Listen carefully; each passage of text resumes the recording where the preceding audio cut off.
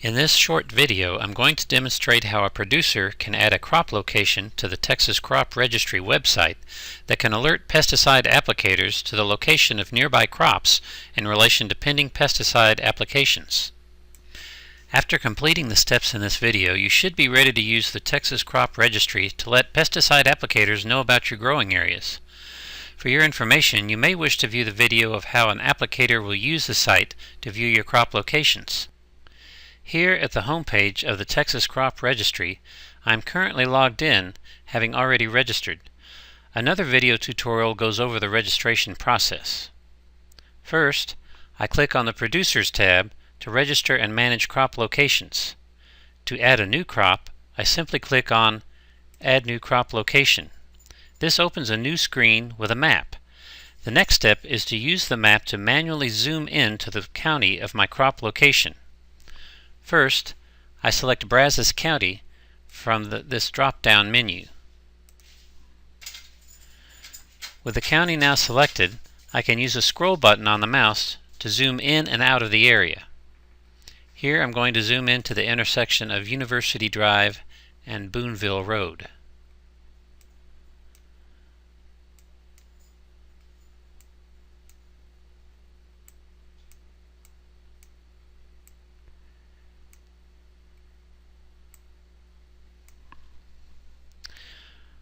Once I have my crop area magnified on the screen, I click here on Start Drawing to begin drawing a polygon around the crop area. I then click on the map with my left mouse button to produce red dots defining the corners or vertices of the polygon around my crop area.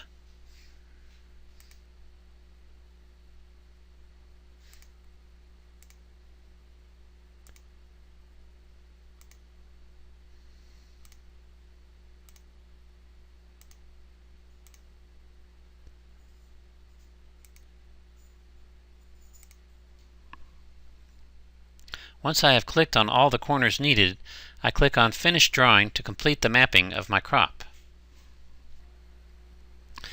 On the left side of the screen will automatically appear the number of acres of the mapped crop area, the county, and the year of registration at the website. This registration can expire after a year and will need to be kept current. In these two drop-down menus, I can specify the type of crop, in this case fruits and nuts, and the actual crop, in this case peaches. There are a wide variety of crop types that can be selected. I will also specify that this is a certified organic crop by checking in this box. I can also add comments to this box, such as this is not an actual crop.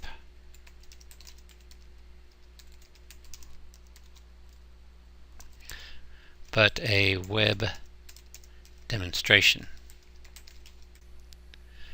The final step is to click on Submit to save the location to the Texas Crop Registry database.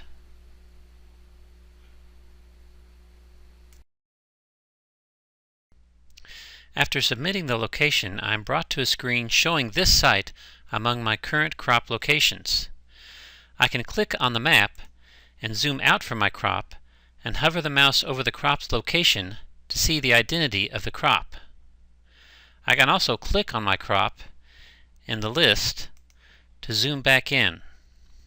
I can add as many different crop locations as I would like. Now I'm going to add a second crop location, again by clicking Add New Crop Location. This time I will locate my area by using my street and zip code. So I'll type University Drive 77845 and click College Station. Again, I will go down University Drive to the intersection of Boonville Road. Here I will add a bee colony adjacent to my peach orchard.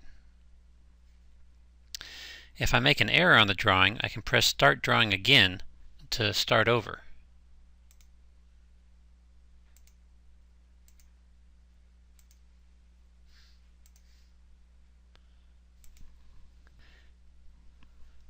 Now I define the plant type as honeybees for bee pollination. Here I will submit this crop, and we can see both listed, crops 1 and 2. At any time I can click on Edit next to a crop and make modifications, or I can delete the crop. Now pesticide applicators in the area will know the location of my crop in relation to their planned applications and can make the appropriate adjustments to prevent spray drift. Thank you.